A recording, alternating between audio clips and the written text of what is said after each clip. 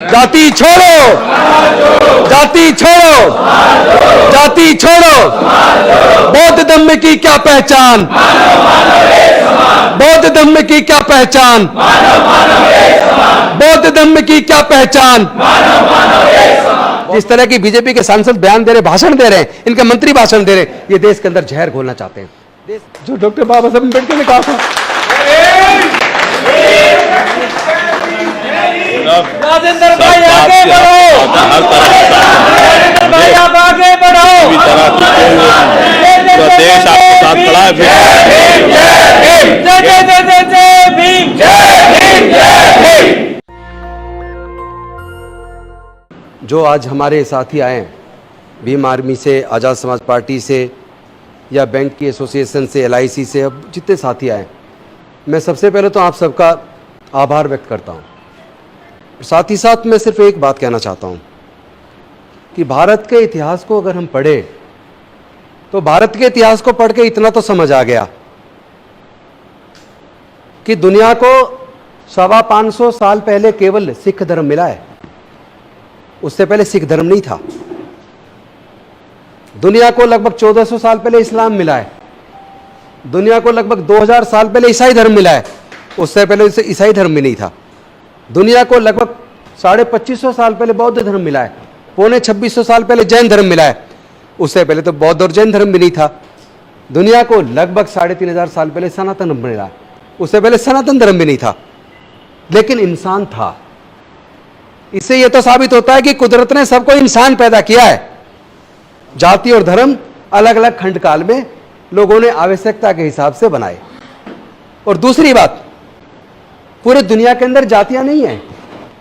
America में जाति नहीं है, जापान में जाति नहीं है, चाइना में जाति नहीं है, फ्रांस में जाति नहीं है, जर्मनी में जाति नहीं है, इंग्लैंड में जाति नहीं है, इटली में जाति नहीं है, ऑस्ट्रेलिया में जाति नहीं है, न्यूजीलैंड में जाति नहीं है, कोरिया में जाति नहीं है, चाइना में जाति नहीं है। तो पूरी दुनिया में जाति नहीं है तो केवल भारत में जाति क्यों है? या भारत के सब कॉन्टिनेंट में जहां जाके भारत के लोग बस गए, जातिवादी लोग, केवल वहां जाति है। इसका मतलब जाति कुदरत ने नहीं बनाई। तो यहां सवाल पैदा होता है जाति किसने बनाई, और दूसरा सवाल पैदा होता है जाति बनने से फायदा किसको हुआ और जाति के बनने से नुकसान किसको हुआ। अगर हमने इस अंतर को नहीं समझा, चूंकि यह लड़ाई विचारधारा की, ध्यान रखना, यह लड़ाई राजेंद्र गौतम की नहीं है, यह लड़ाई मंत्री MP MLA बनने की नहीं है, यह लड़ाई हमारे समाज के बहन बेटियों की इज्जत आबरू को बचाने की है। यह लड़ाई हमारे समाज के हक अधिकार की है। आए दिन जिस तरह हत्याएं हो रही है, मूंछ रखने पर हत्या हो रही है, गड़ा छूने पर हत्या हो रही है, मंदिर में घुसने पर हत्या हो रही है, मूर्ति छूने पर हत्या हो रही है, घोड़ी खरीदने पर हत्या हो रही है। मैं पूछना चाहता हूं, क्या हम हिंदू नहीं है? आप अगर हम हिंदू मान रहे हैं, मैं तो मानता हूं हिंदू नहीं है, हम तो इंसान हैं। मानवता दुनिया का सबसे बड़ा धर्म है। लेकिन अगर आप हमारे लोगों को, दलित, पिछड़े, आदिवासियों को हिंदू मानते हैं, तो आज मेरा मोहन भागवत जी से, देश के माननीय प्रधानमंत्री जी से, देश के गृह मंत्री जी से, देश के सर्वोच्च न्यायालय से, देश के उच्च न्यायालयों से, सब लोगों से एक सवाल है, अगर हम लोग हिंदू हैं तो हमारे समाज के युवाओं की मूंछ रखने पर हत्या क्यों? अगर हम लोग हिंदू हैं तो मंदिर प्रवेश करने पर हमारे युवाओं की हत्या क्यों? अगर हम लोग हिंदू हैं तो भगवान की मूर्ति छू लेने पर हमारे लोगों की हत्या क्यों? अगर हम हिंदू हैं तो घड़ा छूने पर हमारे लोगों की हत्या क्यों? अगर हम हिंदू हैं तो हमारी बहन बेटियों की इज्जत लूटकर उनकी हत्या क्यों? और जब उनके न्याय की हक की लड़ाई को हम लड़ते हैं तो केवल दलित, पिछड़े, आदिवासी, अल्पसंख्यक समाज के लोग लड़ते हैं। जो लोग बार बार हिंदू का राग लाप रहे हैं, जब हमारे साथ जुल्म होता है हम उसके खिलाफ बोलते हैं, तो तुम लोग कहां चले जाते हो? तुम लोग हमारी लड़ाई में शामिल क्यों नहीं होते? हमारे साथ खड़े होकर हमारी न्याय की लड़ाई को उठाते क्यों नहीं हो? इसलिए नहीं उठाते क्योंकि तुम अलग हो और हम अलग हैं। तुम हमको अलग मानते हो, यह झूठ चलेगा नहीं। ये मैं आप सबको धन्यवाद करूंगा, आप जो मेहनत कर रहे हैं ना, युवा, आप सब लोग अपनी जवानी जलाकर, मैं जानता हूं कि सबका घर परिवार है, सबको इनकम की जरूरत है, कमाई की जरूरत है। घर तो पैसे से चलेगा, जुबान चलाने से नहीं चलेगा। लेकिन मैं आप सबको सैल्यूट करता हूं, भीम आर्मी के साथियों को सैल्यूट करता हूं, मिशन जय भीम के साथियों को सैल्यूट करता हूं, समता सेंटर के साथियों को सैल्यूट करता हूं, तमाम संगठनों के साथियों को सैल्यूट करता हूं। आप लोग जो अपने घर से निकल के आ रहे हैं ना, अपनी जवानी को जला रहे हैं, सिर्फ इसलिए चूंकि आपको समाज का दर्द है। आप डॉक्टर बाबा साहब अंबेडकर जी के सामने गद्दार साबित नहीं होना चाहते, क्योंकि मुझे वो बात याद आती है 5 दिसंबर की। डॉक्टर बाबा साहब अंबेडकर जी के साथ नानक चंद्र रत्तू रहते थे, उनके सेवक थे। 5 अक्टूबर की रात को 10 बजे डॉक्टर बाबा साहब अंबेडकर से उन्होंने पूछा, नानक चंद्र रत्तू जी ने, कि बाबा साहब आप इतने दुखी क्यों महसूस कर रहे हो, अच्छा नहीं लग रहा, ऐसा लग रहा आप बहुत दुखी हो। तो डॉक्टर बाबा साहब अंबेडकर जी ने नानक चंद्र रत्तू से कहा कि ये रत्तू, मुझे ऐसा प्रतीत होता है जैसे कि मैं सालों से सोया ही नहीं हूं, मेरा मन बेहद दुखी है, मेरा शरीर मेरा साथ नहीं दे रहा है, मुझे नहीं पता मैं कितने दिन और जिंदा रहूं, लेकिन दिल में जो तकलीफ है वो इस बात को लेकर है कि मैं बड़े तकलीफ के साथ, बड़े दुखों के साथ इस कारवा को यहां तक लेकर आया, और अब पता नहीं मेरा क्या हो। मैंने हजारों साल की गुलामी तोड़ने के लिए अपने 4-4 बच्चों को गंवाया, जवानी में अपनी पत्नी को खो दिया, लेकिन उसके बावजूद भी मैं सिर्फ इसलिए लड़ा क्योंकि मेरे समाज के लोग पढ़ लिख कर आगे बढ़ेंगे, और वो सब मिलकर जब समाज की लड़ाई को लड़ेंगे तो भारत से छुआछूत खत्म होगा, भारत से जाति के आधार पर होने वाला उत्पीड़न खत्म होगा। अरे तू, मेरा तो पता नहीं मैं कितने दिन जिंदा रहूं, लेकिन तुम मेरे समाज के लोगों को बोलना, इस कारवा को मैं बड़े तकलीफ से, बड़े दुखों के साथ यहां तक लेकर आया। हालांकि यह बात 18 मार्च 1956 को उन्होंने चक्की पाट बौद्ध विहार पर आगरा के अंदर भी कही थी। उन्होंने कहा था मुझे मेरे पढ़े लिखे समाज के लोगों ने धोखा दिया, और वहां ये सारी बात उन्होंने दोहराई थी। फिर उन्होंने रत्तू को कहा कि मेरे लोगों को बोलना कि मैं इस कारवा को बड़ी मुसीबत से यहां तक खींच के लाया, इसमें बड़ा कष्ट झेला है, बड़ा विरोध झेला है। तुम मेरे समाज के लोगों को कहना कि मेरे बाद इस कारवा को किसी भी तरीके से आगे लेकर जाएं, और अगर आगे ना ले जा पाए तो कम से कम इसे यहीं छोड़ दे, इसको पीछे ना जाने देना। फिर उन्होंने कहा, रत्तू रात काफी हो गई, अब तुम जाओ।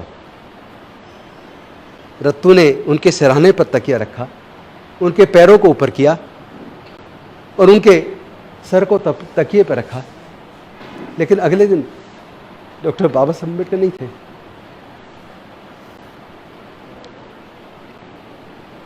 मैं गद्दार साबित नहीं होना चाहता, जो डॉक्टर बाबा साहब अम्बेडकर ने कहा था, राजेंद्र भाई आगे बढ़ो, राजेंद्र भाई आप आगे बढ़ो, देश आपके साथ खड़ा है।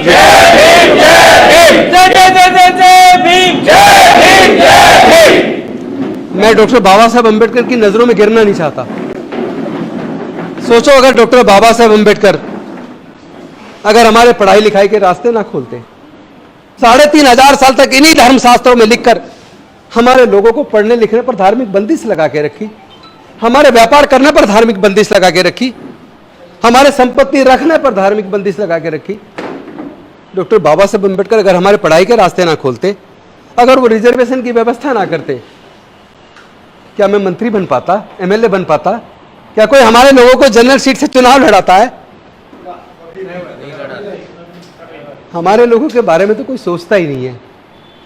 बाबा साहब ने अपने 4 बच्चे कुर्बान किए, माता रमाबाई को कुर्बान किया, अपनी पूरी जिंदगी हमारे लिए जला दी। तो मैंने संकल्प किया है, डॉक्टर बाबा साहब अम्बेडकर, मैं तुम्हारा सच्चा सिपाही हूं। मैं वादा करता हूं,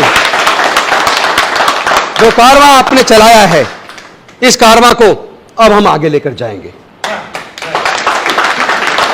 और मैं साफ कर दूं, ये मैं साफ कर देना चाहता हूं, भीम आर्मी वो भी बाबा साहब के सिपाही हैं, समता सैनिक दल वो भी बाबा साहब के सिपाही हैं, मिशन जय भीम वो भी बाबा साहब के सिपाही हैं, the Buddhist society of India वो भी बाबा साहब के सिपाही हैं, कॉन्फेडरेशन, हम सब बाबा साहब के सिपाही। और जो आज गौरव है ना, जो गौरव हमारे पास है, जो अच्छे तन पे कपड़े हैं, जो मान सम्मान का जीवन है, केवल डॉक्टर बाबा साहब अम्बेडकर के अकेले संघर्ष से मिला है। इस संघर्ष को साथियों बेकार मत जाने देना, ये बार बार मौका नहीं मिलेगा। 10 को में कभी कोई मौका मिलता है। हमारे लोगों को झूठा केस बना के जेल में डाल दिया जाता है, महीनों महीनों साल साल। हमारे छोटे भाई चंद्रशेखर को भी जेल में रखा, और भी अनेकों भाइयों को जेल में रखा। ऐसे नहीं चलेगा, हम लड़ेंगे, हम जीतेंगे। इन लोगों ने साजिश रची है। ये लोग कह रहे हैं कि ये जो लोग हजारों साल तक हमारे गुलाम रहे, 16-16 घंटे काम करते थे, काम के बदले में पैसे नहीं मांगते थे। हम जो बचा कुचा खाना दे देते घर का, उसी पे जिंदा रहते थे। आज वो लोग न्यूनतम मजदूरी मांगने लगे हैं। आज उनके लोग बाबा साहब के पढ़ाई के रास्ते खोलने की वजह से, रिजर्वेशन की वजह से कलेक्टर बनकर, जज बनकर, डॉक्टर, इंजीनियर बनकर, प्रोफेसर बनकर, साइंटिस्ट बनकर आज हमारे बगल में बैठने लगे हैं, हमारे अफसर भी बनने लगे हैं और आजकल जुल्म के खिलाफ वो आवाज बुलंद करने लगे हैं। ये ताकत इस समाज के पास कहां से आई? जब आरएसएस के शिविर में इस पे चिंतन हुआ होगा, थिंक टैंक में, उन्होंने कहा होगा ये ताकत इस बहुजन समाज के लोगों में, बाबा साहेब के द्वारा जो इनके पढ़ाई के रास्ते खोले हैं, इनको जो ज्ञान मिला है और जो इनकी सरकारी नौकरी के रास्ते खोले हैं, इसकी वजह से इनके पास ये ताकत आई। तभी उन्होंने षड्यंत्र किया है कि इनकी पढ़ाई को फिर से छीन लो, इनकी सरकारी नौकरियों को फिर से छीन लो। तो सवाल यह था कि डॉक्टर बाबा साहब अंबेडकर बहुत बड़ा हथियार देकर गए हैं। आज प्रजातंत्र के अंदर चुनाव होता है, चुनाव में वोट चाहिए, वोट तो सारी इनके पास है, हम तो केवल 12% है, ये लोग 88% है। फिर वोट, इस वोट के चलते हम कैसे ये सारा कर पाएंगे? लेकिन वो इतने छल कपटी और षड्यंत्रकारी हैं, इतने षड्यंत्रकारी हैं, और उन्होंने हिरण्याकश्यप के साथ षड्यंत्र किया, उन्होंने हमारे महान सम्राट राजा बलि के साथ षड्यंत्र किया, उन्होंने शंभुक ऋषि का वध किया, उन्होंने एकलव्य का अंगूठा काटा और भी कट रहे अंगूठे, और कटेंगे आगे भी। ये सिलसिला अंगूठे कटने का चलता रहेगा। लेकिन अंगूठे कटने से डरना नहीं है, हम लोग डरने वाले नहीं हैं। मैं उन लोगों को कह देना चाहता हूं जो आरएसएस के लोग या जो भारतीय जनता पार्टी के लोग या उनके समर्थक जो सोशल मीडिया पे मुझे धमकी दे रहे हैं जान से मारने की, मेरे फोन पे मुझे जान से मारने की धमकी दे रहे हैं, ट्विटर पे, फेसबुक पे गालियां दे रहे हैं, मैं उनको एक बात कह देना चाहता हूं, तुम राजेंद्र गौतम को मार सकते हो, राजेंद्र गौतम एक व्यक्ति है सिर्फ, लेकिन अंबेडकरवादी विचारधारा में करोड़ों लोग हैं। किस किस को मारोगे? किस किस को मारोगे तुम? या तो तुम तय कर लो तुम्हें जातिवाद छोड़ना होगा। अगर तुमने जातिवाद नहीं छोड़ा, पूरा भारत बौद्धमय बन के रहेगा, कोई रोक नहीं सकता।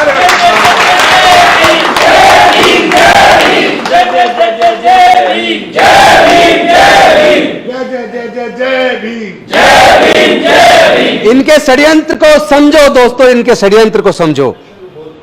ये इतने षड्यंत्रकारी हैं, इन्होंने डॉक्टर बाबा साहेब अंबेडकर के साथ षड्यंत्र किया, इन्होंने किसी को बख्शा नहीं है।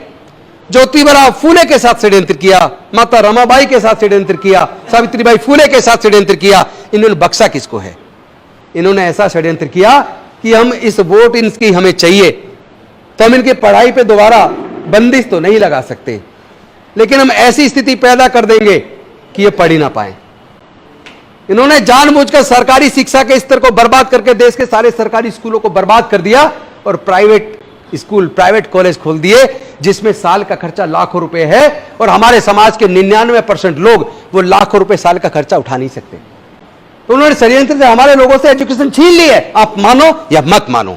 मुट्ठी भर लोग, 1% लोग नौकरी में आ गए या व्यापार में आ गए, जो अपने बच्चों की लाखों रुपए साल का खर्चा उठा सकते हैं। बाकी 99% हमारे समाज के लोगों का क्या होगा? देश में सरकारी नौकरियां तो 44 लाख हैं, उस 44 लाख में ज्यादा से ज्यादा 8-9 लाख नौकरी हमारे SC ST लोगों को मिल सकती है, 12-15 लाख मिल सकती है SC ST OBC को। बाकी लोग कहां जाएंगे? हमारे करोड़ों लोग, वो उनको तो नौकरी नहीं मिलेगी ना। तो साथियों, एक तरफ इन्होंने एजुकेशन छीनी है, साजिश के तहत छीनी है। अब तो इस बात के लिए लड़ना पड़ेगा, जो सरकारें हमारे लोगों की पढ़ाई का खर्चा ना उठा पाए, सरकारी खर्चे पर क्वालिटी एजुकेशन ना दे पाए, ऐसी सरकारों को हम निस्तानाबूद कर देंगे। और दूसरी बात, ये जो सरकारी उपक्रम बेच रहे हैं, चाहे इंडियन रेलवेज बेच दिया, चाहे एयरपोर्ट बेच दिए, चाहे एयर इंडिया बेच दिया, चाहे LIC बेच दिया, चाहे देश के बैंक बेच दिए, पेट्रोलियम कंपनियां बेच दी, गैस की कंपनियां बेच दी, बाल को बेच दिया, नाल को बेच दिया, ITD के होटल बेच दिए और तमाम तरह की सरकार के उपक्रम बेच दिए जहां हमें नौकरी मिलती थी। जो प्राइवेटाइज हो गया वहां तो नौकरी मिलेगी नहीं। 5th पे कमीशन में भारत की इसी सरकार ने, आपको याद होगा, 4th क्लास एम्प्लॉयमेंट को बैन करके ठेकेदारी प्रथा ला दी। ठेके पे हमारा आदमी जान गंवा रहा है, 5-6 हजार रुपया, 7 हजार रुपया, इससे घर चल जाएगा क्या? कौन है वो लोग? कौन है वो लोग जिन्होंने ठेकेदारी प्रथा लागू करके हमारे लोगों से सरकारी नौकरी को छीन लिया? कौन है वो लोग जिन्होंने देश के सारे संसाधनों को बेच दिया? अगर हमने इस बात को आइडेंटिफाई नहीं किया, अगर हम धर्म के नाम पर अंधे होकर इन लोगों को जिताते रहे, तो यकीन मानना हमारी आने वाली संतानें ज्यादा से ज्यादा 15 से 20 साल में दोबारा गुलाम होने वाली है। मैं पूछना चाहता हूं, क्या आपको दोबारा गुलामी स्वीकार है? क्या आप अपने बच्चों को गुलाम देखना चाहते हो? नहीं देखना चाहते तो इस लड़ाई को लड़ना होगा, ईमानदारी से लड़ना होगा। लेकिन ये विचारधारा की लड़ाई है, ये भावुकता से नहीं लड़ी जा सकती। इसको बुद्धि और विवेक से सोच समझकर, बहुत ही शालीनता के साथ विचार विमर्श करके एक रणनीति बनाकर लड़ना होगा। ये ध्यान रखिएगा, हम इस लड़ाई को हार रहे तो इसका सबसे बड़ा एक कारण है, उन्होंने हमें हजारों जाति में बांटा, आज हम अपनी मर्जी से हजारों जाति में बटे हुए हैं। अरे जब हमारा खून एक है तो क्या आपस में रोटी बेटी का रिश्ता करने में शर्म आती है? डूब के मर जाओ। अगर तुम जाति खत्म नहीं कर सकते तो गुलाम बनने के लिए तैयार हो जाओ। अगर गुलामी स्वीकार नहीं है तो जातियों को तोड़ो, जातियों को छोड़ो, समाज को जोड़ो। अगर आप अपनी अपनी जाति को महान बताओगे और जातियों को जिंदा रखोगे, जातियों में बटे रहोगे, तो आप यकीन करना हमारी हार निश्चित, हम जीत नहीं पाएंगे। जीत का एक ही मंत्र है, अपने अंदर के जातिवाद को खत्म कर लो। जाति उन्होंने बनाई अपने फायदे के लिए, हम किस लिए जिंदा रखे हुए? हमें कौन सा फायदा है जातियों से? सही बात। जाति खत्म करनी होगी, समाज जोड़ो। तो साथियों, मैं अंत में आप सबका धन्यवाद करते हुए एक निवेदन करना चाहता हूं। हम लोग बड़े शांतिपूर्वक तरीके से, क्योंकि हम लोग डॉक्टर बाबा साहब अम्बेडकर के बच्चे हैं, हम डॉक्टर बाबा साहब अम्बेडकर के बनाए संविधान में हमारी आस्था है और बहुत गहरी आस्था है। देश की कानून को हम मानते हैं, कानून व्यवस्था में हमारी आस्था है। हम लोगों ने कभी किसी का हक नहीं मारा, हम लोगों ने कभी किसी पे हमला भी नहीं किया, हम लोगों ने कभी किसी की भावनाओं को ठेस भी नहीं पहुंचाई, वो अलग बात है। हम तो हजारों साल से हमारी भावना आहत हो रही है, कोई नहीं बोल रहा। ना कोर्ट हमारी तरफ देखती है, ना सरकारें हमारी तरफ देखती हैं, ना कोई बड़े देश के नेता हमारे मुद्दों पे बोलते हैं। हमारी लड़ाई तो हमें ही लड़नी पड़ती है और हमें ही लड़नी पड़ेगी। भविष्य में ध्यान रखना, हम केवल एक ही तरीके से जीत सकते हैं। एक ही मंत्र है, अपने बीच के इस जातिवाद को खत्म करके एक ऐसे समाज का निर्माण करें, जाति छोड़ो समाज जोड़ो। बौद्ध धम्म की क्या पहचान? मानव मानव एक समान। और लास्ट में एक बात और कह दूं, मुझे कोई पूरे दुनिया के अंदर एक एग्जाम्पल दिखा दो, केवल एक, मैं अपनी गर्दन काट के आपके हाथ में दे दूंगा। एक एग्जाम्पल दिखा देना जहां किसी को गंभीर बीमारी हो जाए और गंभीर बीमारी होने के बाद उसको डॉक्टर कहे तुम्हारा बड़ा ऑपरेशन होना है, 20 यूनिट ब्लड का इंतजाम करो, और जिसका ऑपरेशन होना वो ये कहे कि मुझे केवल ब्राह्मण का ब्लड चाहिए, मुझे केवल क्षत्रिय का ब्लड चाहिए। एक एग्जाम्पल दिखा दो, मैं अपनी गर्दन काट के देश के प्रधानमंत्री जी को सौंप दूंगा। और अगर ऐसा नहीं है तब तो कहते जी ब्लड का अरेंज कर दो, कहीं से भी जान बचानी है।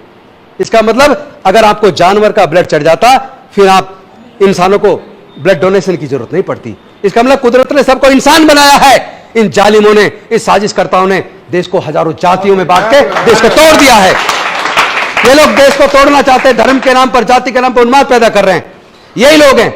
एक तरफ तो किसी महिला के साथ बलात्कार, तो महिला है, किसी भी महिला के साथ बलात्कार वो गलत है, लेकिन बिल्किस बानो के साथ सामूहिक बलात्कार, उनके कई लोगों की परिवार में हत्या, उसके बाद कोर्ट के द्वारा दोषियों को सजा दिया जाना, उनको टाइम से पहले छोड़ दिया जाना, और उसके बाद माला पहनाकर उनको मिठाई खिलाना, शर्म नहीं आती तुम्हें? तुम देश को पूरी दुनिया के सामने बेइज्जत कर रहे हो, अपमानित करो देश की महिलाओं को। आप ये भी किसी के साथ जुल्म को तो पहले उसकी धर्म और जाति देखोगे तब बोलोगे क्या? इसका मतलब तुम अत्याचारी हो। जिस तरह की बीजेपी के सांसद बयान दे रहे, भाषण दे रहे हैं, इनके मंत्री भाषण दे रहे हैं, ये देश के अंदर जहर घोलना चाहते हैं, देश में नफरत का वातावरण पैदा कर रहे हैं, धर्म के जाति के नाम पर जाति पूछकर धर्म पूछकर हत्या कर रहे हैं, मुस्लिमों को आतंकित कर रहे हैं, दलितों को, पिछड़ों को, आदिवासियों को आतंकित कर रहे हैं। तो इसका मतलब इस लड़ाई को हमें लड़ना पड़ेगा। ये लेकिन बुद्धि और विवेक की लड़ाई है, क्योंकि इनकी लड़ाई अगर ये जीत रहे तो सिर्फ इसलिए हमारे समाज के युवा, हमारी समाज के युवा तो इनके संगठनों में आगे जाकर सड़कों पर लड़ते हैं। अपने बच्चों को रोक लो, हमारे बच्चों को आगे से तय करना पड़ेगा। हमें कांवड़ सेवा लेने हमें नहीं जाना, जिनके घरों में अपार पैसा वो जाए ना, बताइए ना, क्या उनके परिवारों के बच्चे जाते हैं क्या? जब वो नहीं जाते तो हमारे बच्चे क्यों जाते हैं? इन सारी बातों पर सोचना होगा। लंबी बात हो जाएगी, बहुत ज्यादा बात नहीं करूंगा। हम लोग को बहुत ही शांतिपूर्वक तरीके से पंचशील का झंडा हाथ में लेकर, जाति छोड़ो समाज जोड़ो, बौद्ध धम्म की क्या पहचान, मानव मानव एक समान, इसी नारे को बोलते हुए बहुत शांतिपूर्वक तरीके से यहां से 26 अलीपुर रोड हम 14 तारीख को 2 बजे यहां से चलेंगे। और यह ध्यान भी रखना है कि कोई उपद्रवी तत्व तो हमारे बीच में आके ऐसा उकसाऊ भाषण ना दे। अगर देता दिखे तो समझ लेना किसी आरएसएस ने भेजा है। ऐसे आदमी को तुरंत पुलिस के हवाले करना है, छोड़ना नहीं है।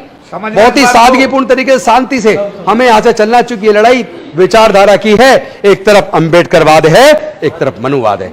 अब तय करना है पूरे देश के लोगों को, उनको अंबेडकरवाद चाहिए या उनको मनुवाद चाहिए, उनको शांति चाहिए या उनको शांति चाहिए, उनको इंसानियत चाहिए या उनको हैवानियत चाहिए, उनको मानवता चाहिए या उनको दानवता चाहिए, उनको न्याय चाहिए या उनको अज्ञान चाहिए या उनको न्याय चाहिए। हम लोग बुद्ध के धम्म को मानने वाले लोग डॉक्टर बाबा साहब अम्बेडकर सच्चे सिपाही हैं। समता, मैत्री, भाईचारा, करुणा, प्रज्ञा, शील, इस रास्ते पर चल के भारत मजबूत बनेगा। बुद्ध का दम भारत से गया, पूरे दुनिया में भारत को गौरवान्वित किया उसने। हमारे पूर्वज बौद्ध थे, सम्राट अशोक के टाइम पर देखो, लेके म्यांमार से ईरान तक पूरा भारत बौद्ध में था। जहां भी खोदोगे बुद्ध निकलेंगे। इसलिए और ज्यादा लंबा ना करते मैं आपसे निवेदन करता हूं, हमें बहुत बुद्धि से, बहुत शांति से, जोश अपनी जगह, बहुत जोश की भी जरूरत है, लेकिन अगर होश के साथ जोश का इस्तेमाल हो जाए तो दुनिया की कोई ताकत हमारे समाज के लोगों को हरा नहीं सकती। हम जीतेंगे, हम लड़ेंगे, हम जीतेंगे। जाति छोड़ो, जाति छोड़ो, जाति छोड़ो। बौद्ध धम्म की क्या पहचान, बौद्ध धम्म की क्या पहचान, बौद्ध धम्म की क्या पहचान। बहुत बहुत धन्यवाद। नमो बुद्धाय, जय भीम, जय भारत।